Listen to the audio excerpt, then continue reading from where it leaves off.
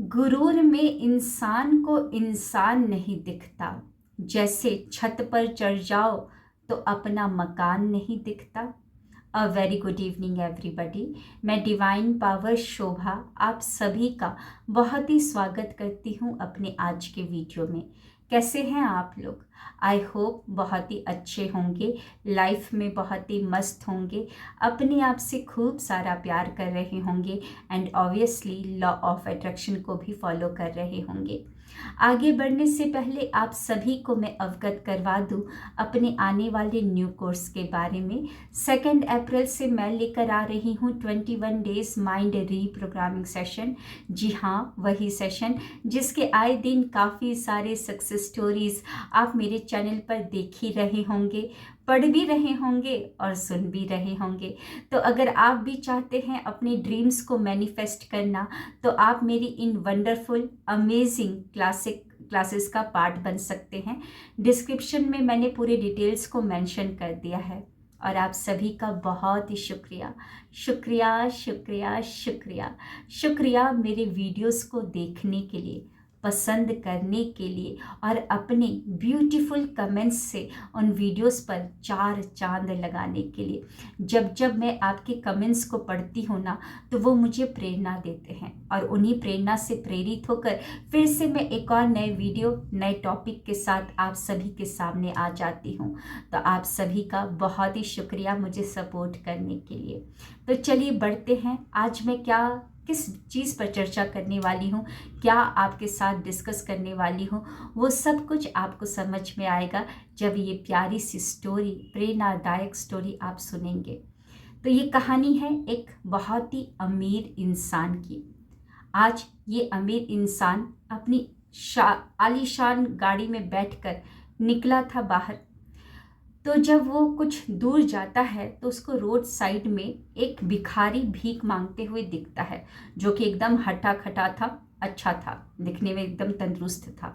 तो अपनी आलीशान गाड़ी में से उतरता है और वो बोलता है कि तुम भीख क्यों मांग रहे हो?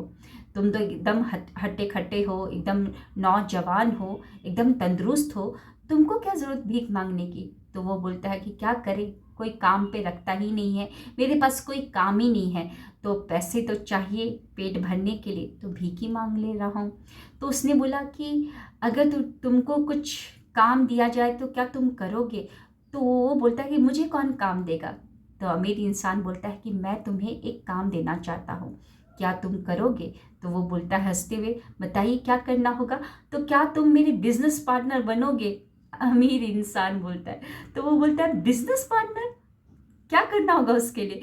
तो वो बताते हैं अमीर इंसान कि मेरा एक राइस का फैक्ट्री है, मतलब वेयर हाउस समझ लीजिए, जहाँ से आपको डेली राइस को उठाना है। भिखारी इंसान डेली राइस को उठाएगा और उसको गली गली में जाकर सब जगह बेचना होगा उसको, और महीने के अंत में जो भी मुनाफा होगा वो बांटा जाएगा दोनों में। तो वो बोलता है कि ठीक है, ये तो बहुत ही अच्छा है, मैं ज़रूर करूँगा और आपने मुझे ये अपॉर्चुनिटी दिया है उसके लिए तो आपका बहुत बहुत धन्यवाद। तो मुनाफा कितना बांटना होगा? यही ना कि मुझे 20% या 10% रखना होगा, आपको 80% या 90% देना होगा? तो उसने उसके सर के ऊपर, अमीर इंसान ने उस भिखारी के सर के ऊपर हाथ फिराते हुए बोला कि नहीं नहीं, तुम्हारी मेहनत है, तुम 90% रखना, सिर्फ 10% मुझे दे देना। तो वो तो एकदम खुश, वो तो बहुत ही खुश, वो सोचता है कि आज कहाँ से सूरज निकला, कहाँ आज तो दिन ही बन गया, छप्पड़ फाड़ कर आज तो माँ लक्ष्मी उनके ऊपर कृपा बरसा रही है। वो बहुत ही खुश और बार बार शुक्रिया अदा किया जाता कि thank you thank you thank you. पता नहीं किसका मुंह देखकर आज मैं उठा था, इतनी बड़ी अपॉर्चुनिटी मुझे मिली है, मैं कल से ही काम को शुरू करता। तो वो अमीर इंसान बोलता है कल क्यों, आज ही से करो ना, आज ही से, कल करे सो आज कर, आज करे सो अभी, अभी से शुरू करते हैं। तो वो वेयर हाउस को दिखा देता है, काम बता देता है कि आपको इतनी बोरियां उठानी है और जा जाकर आपको बेचना है। अब आप कहीं पर भी जाए लेकिन आपको बेचना है, और महीने के अंत में मुनाफा 90% आप रखोगे और 10% तुम मुझे दे दोगे।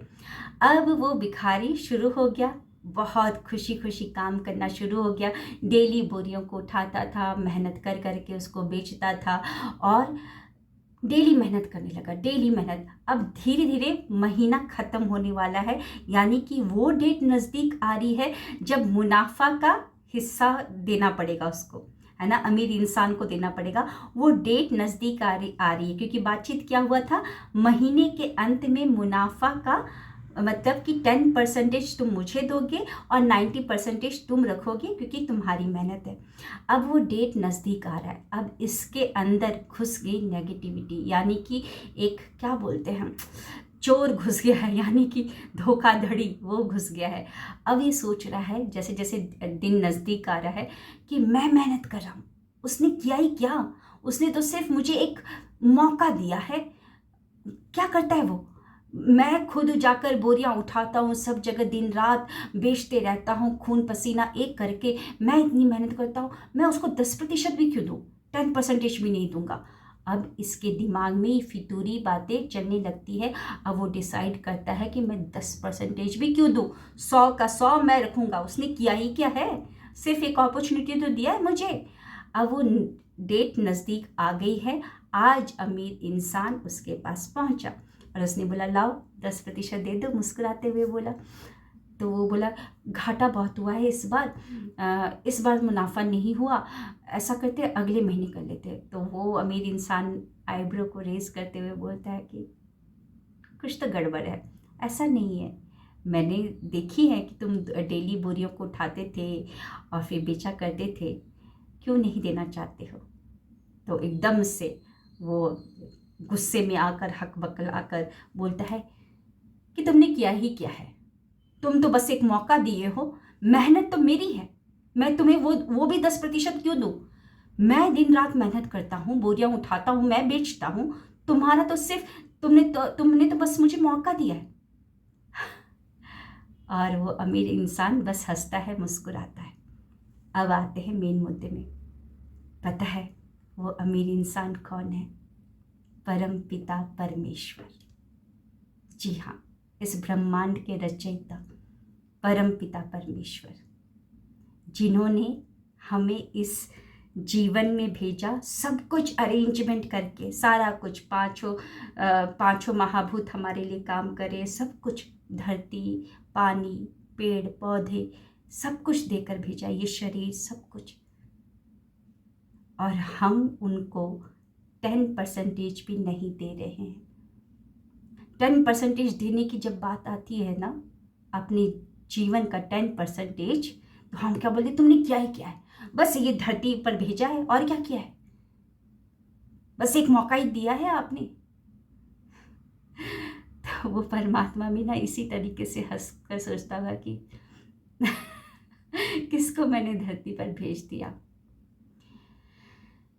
तो जिसने ये लाइफ दी है, जिसने ये जीवन दिया है, उसे अपने जीवन का 10% देना तो बनता ही है, शुक्रिया अदा करना तो बनता ही है ना। वहाँ पर तो अमीर इंसान ने कुछ नहीं कहा, परमात्मा भी कुछ नहीं कहेंगे, लेकिन ये इतना बात याद रखिएगा, अगर आप नहीं देते हो तो आपके जीवन में जो है वो भी छीन लिया जाएगा। अब आप बोलोगे कि परमात्मा छीनता है, नहीं, परमात्मा छीनता नहीं है, आपकी ऊर्जा ही वैसी हो गई है तो आप सेम चीज़ों को आकर्षित करोगे। अगर आप धोखाधड़ी, अगर आप कंजूसी, मक्कारी इसमें रहोगे, ना शुक्रगुजार रहोगे, कृतघ्न रहोगे, तो आपकी ऊर्जा तो वैसे ही होगी और आप वही चीज़ों को आकर्षित करते रहोगे। और ये जीवन जो खुश होने के लिए दिया गया था, व्यतीत करने के लिए, अच्छे से आनंद लेने के लिए दिया गया था, वो तो हम ऐसे ही बिता देंगे। तो 10% एटलीस्ट शुक्रिया अदा करना शुरू कर दीजिए। जो भी दिया गया है, जितना भी मिला है, आज से ही शुरू कीजिए। जिस चीज़ को आप देखते हैं, जिस चीज़ को आप टच करते हैं, जिस चीज़ को आप फील कर रहे हैं, जिस चीज़ को आप टेस्ट कर रहे हैं, जिस चीज़ को आप स्मेल कर रहे हैं, हर एक चीज़ को शुक्रिया अदा, सिर्फ शुक्रिया बोलना है।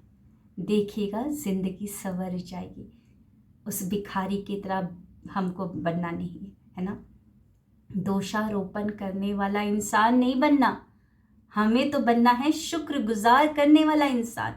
हर चीज़ पे जो बोलते रहे थैंक यू प्रभु जी, शुक्रिया प्रभु जी, शुक्रिया इन आँखों के लिए प्रभु जी, शुक्रिया मेरे प्यारे प्रभु इन होठों के लिए, शुक्रिया मेरे प्यारे प्रभु मेरे बालों के लिए, शुक्रिया इतने सारे कपड़े देने के लिए, शुक्रिया इस मोबाइल का प्रभु जी, शुक्रिया मेरे कानों के लिए कि मैं अभी शोभा की वीडियो को सुन पा रही हूँ, और आँखों के लिए शुक्रिया कि मैं उनको देख पा रही हूँ, शुक्रिया इस दिल के लिए कि उनकी बातों को मैं फील कर पा रही हूँ, शुक्रिया इस दिमाग का कि हर एक चीज़ दिमाग में जा रही है ना। तो आज से ही संकल्प ले कि अपने हर दिन का, जो दिन आपकी झोली में डाल रहा है प्रभु, कि ये दिन तुमको मौका दिया जा रहा है अपने आप को संवारने का, बदलने का, उस दिन का 10% याद करके शुक्रिया शुक्रिया शुक्रिया शुक्रिया शुक्रिया शुक्रिया करना शुरू कर दीजिए,